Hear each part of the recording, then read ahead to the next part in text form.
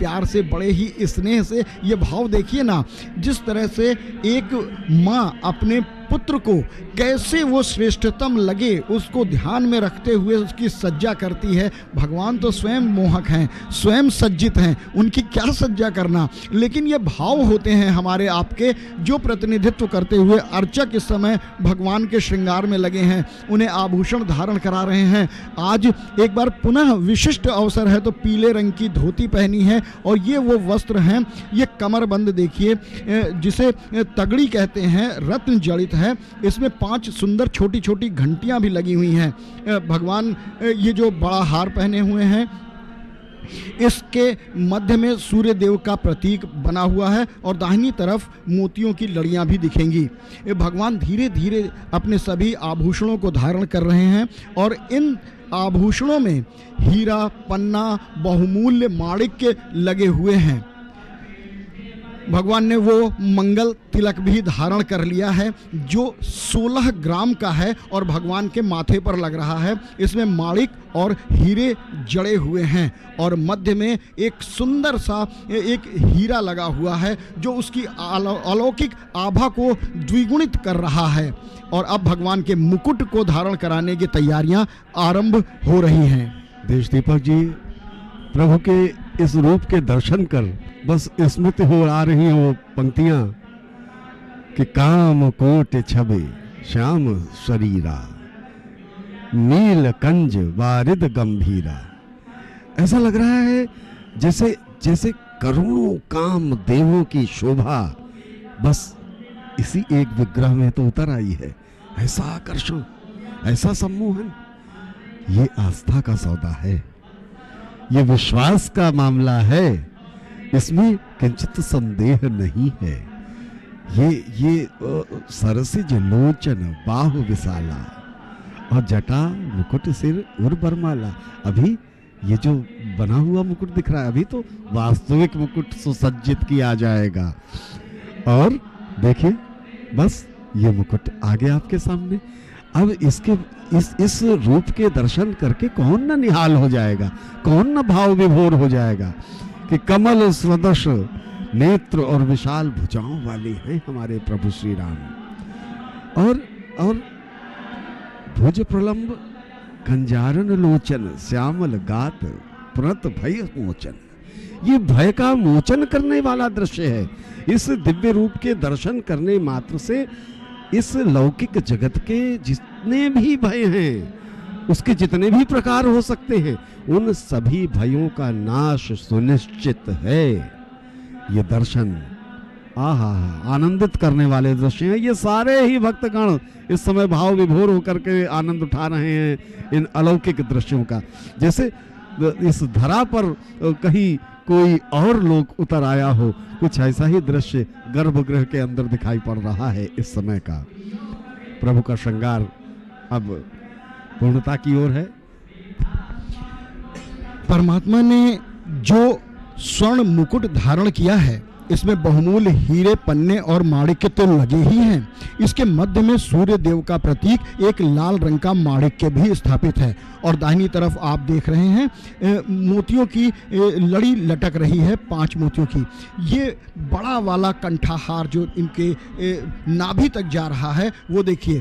कानों में जो कुंडल पहने हैं वो मयूर की आकृति के हैं और अन्यथा ना होगा कहना, इसमें भी सुंदर हीरे और माणिक्यों से उसे सुशोभित किया गया है। मयूर हमारे यहाँ सौभाग्य और मंगल के प्रतीक हैं, इसीलिए उसे मयूर की आकृति में बनाया गया है। और कुंडलों को आप देखें तो मुकुट के साथ मेल खाते हुए बनाए हैं, यानी भगवान की रुचि का पूरा ध्यान रखते हुए उनके श्रृंगार और उनके आभूषणों का निर्माण किया गया है जो पूर्णता में। इस बीच भगवान ने लगभग समस्त आभूषण धारण कर लिए हैं। गुलबंद में चमकता हुआ उनका वो हीरा हो, माथे पर लगा हुआ वो हीरा हो, या फिर ऊपर सूर्य के प्रतीक के रूप में माणिक्य हो, वो सब कुछ आज अपनी उस प्रतिभा, उस चमक को विहीन पा रहे हैं। भगवान के हाथ में देखिए स्वर्ण जड़ित कंगन हैं और ये सारे हीरे माणिक के अगर शोभा पा रहे हैं तो भगवान के मुख से निकलती हुई जो आभा है उसके समक्ष फीके हैं, क्योंकि परमात्मा की सौम्यता, उनकी करुणा, उनकी कृपा, उनका आशीर्वाद और आंखों से बरसता स्नेह सभी को रोमांचित कर दे रहा है। और वो रोमांच अनुभव ही किया जा सकता है जैसे हम सब यहाँ बैठकर कर रहे हैं। और इसी रूप के दर्शन करके ही तो उस कालखंड में प्रभु श्री राम के दर्शन करके वो सब वहाँ जितने लोग इर्द गिर्द उपस्थित थे वो कह उठे होंगे कि कर आरती निबछावर करहीं, कि बार बार शिशु चरण ही परहीं, मगध सूत बदिगण गायक, पावन गुण गावई रघुनायक। ये पावन गुण है रघुनाथ के, जिनका बखान हम और देश दीपक जी आपके समक्ष कर रहे हैं।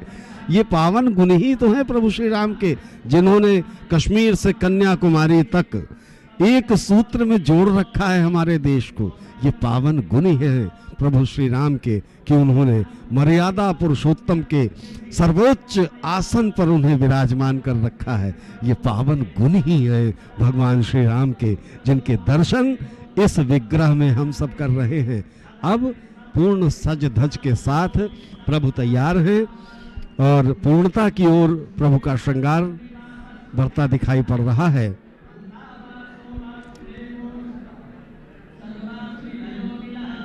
अब कुछ ही क्षणों में हम इस बात का कह लीजिए अंदाज लगा सकते हैं कि कुछ ही देर में अब हमारे प्रदेश के माननीय मुख्यमंत्री जी का आगमन होने वाला है और उनके आगमन के साथ ही आरती का उपक्रम प्रारंभ होगा। ये सुंदर छवि, ये वो स्वरूप है जो हम सब बार बार देखते हैं और जैसा कि कहते हैं कि तृप्त कर देने की क्षमता सिर्फ और सिर्फ हमारे परमात्मा श्री राम में है।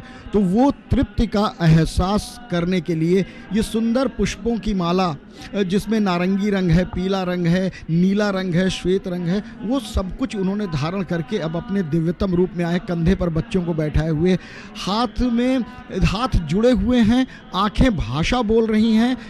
ग्रामीण अंचलों से आए हुए श्रद्धालुओं का भक्तिभाव शायद अपनी पराकाष्ठा पे है, सर्वोच्च उपक्रम पे है कि आज जिस तरह से वो अपने परमात्मा का साक्षात्कार कर रहे हैं, धन्य हो रहे हैं। उनको लिए किसी शब्दों की आवश्यकता नहीं है। ये जो श्रद्धालुओं की एक थोड़ी देर के लिए, सिर्फ कुछ क्षणों के लिए, दर्शनों के लिए कहें, थोड़ी सी देर के लिए रोक दिया गया था जब आभूषण कर रहे थे, और देख रहे हैं आप पीछे एक जनसमूह मानो एकत्र हो गया है। लेकिन इतनी सुंदर व्यवस्था है कि अति शीघ्र ये पुनः चलायमान हो जाएंगे, क्योंकि ट्रस्ट की तरफ से दर्शनों के लिए इतनी व्यवस्थित ढंग से की गई है दर्शन की व्यवस्था कि श्रद्धालु यहाँ आते हैं, मुख्य भवन में प्रवेश करते हैं, एक थोड़ा सा प्रांगण मिलता है, 30-32 सीढ़ियाँ चढ़ते हैं, सिंह द्वार है, सिंह द्वार में प्रवेश करते ही एक गलियारा, जिस मंडप को पार करते ही सामने उनको दर्शन होने लगते हैं। और जैसे धीरे धीरे धीरे धीरे बढ़ते हैं, नज़दीक जाते हैं और नज़दीक जाकर एक तृप्ति का एहसास होता है और बाईं तरफ निकास द्वार से निकल जाते हैं। ये एक सुंदर, ये बहुत अच्छी एक दर्शन की व्यवस्था है।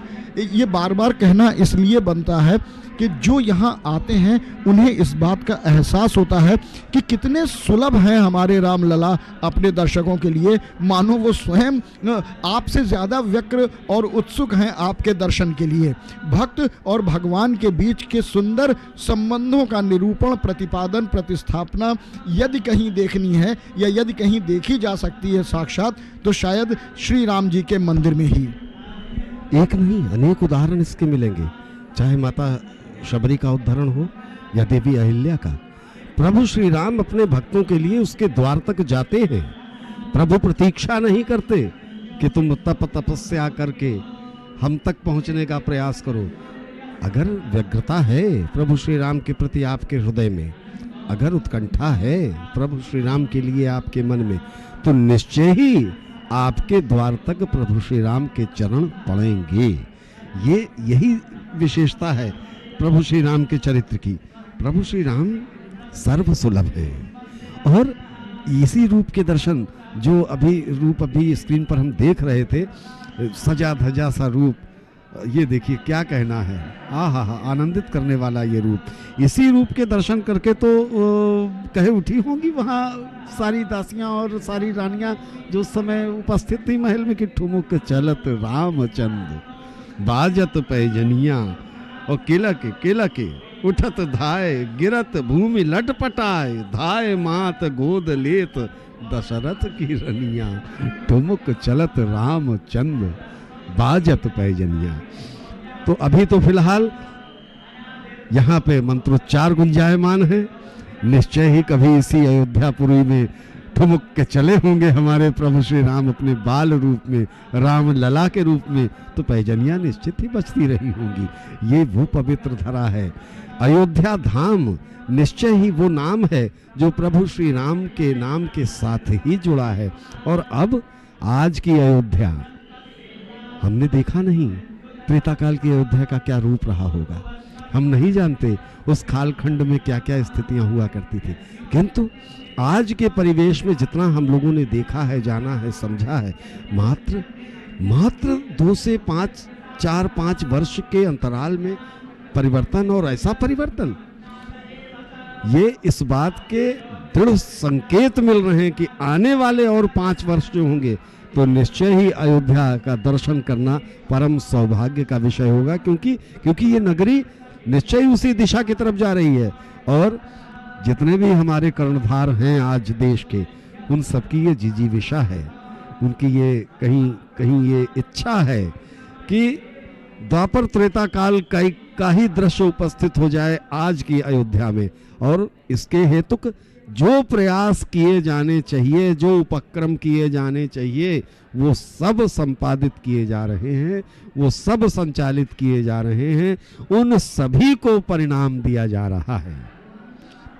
प्रतिष्ठा द्वादशी 2025 ये तिथि निश्चय ही सनातन सभ्यता के ऐसे पृष्ठ पर अंकित होगी जो पुनर्स्थापना का जय घोष करने वाला होगा। भारत को पुनः जगत गुरु की पदवी पर आसीन करने का जो उपक्रम होगा, उसकी शंखध्वनि यहीं से, इसी अयोध्या के श्री राम मंदिर से हो चुकी है। मन से जो भजता तुम्हें सारे दुख तर जाए, राम तुम्हारे नाम से पत्थर भी तर जाए। दशरथ सुत तो बन गए जग में ले अवतार, वरना तो श्री राम स्वयं ही जगदाधार। संपूर्ण जगत के जो आधार हैं, संपूर्ण मानवता जिनसे आलोकित होती है, पथ प्रदर्शित करते हैं, वो मनुष्यता के लिए ऐसे प्रभु श्री राम बाल रूप में विराजमान हैं। और अब महाभिषेक के बाद, संपूर्ण श्रृंगार के बाद, वो अपनी दिव्यता और अपनी भव्यता के साथ, अपनी करुणा, अपनी कृपा के साथ, ये आह्लाद चेहरों पे है। आप इनसे देख लीजिए कि परमात्मा से उनकी नज़रें जब मिलती हैं तो भाव सारे स्वयं उन तक पहुंच जाते हैं। और यही कामना लेकर तो आते हैं लोग यहाँ पर, क्योंकि परमात्मा से यहाँ मांगने या अपनी पीड़ा, अपने दुख को कहने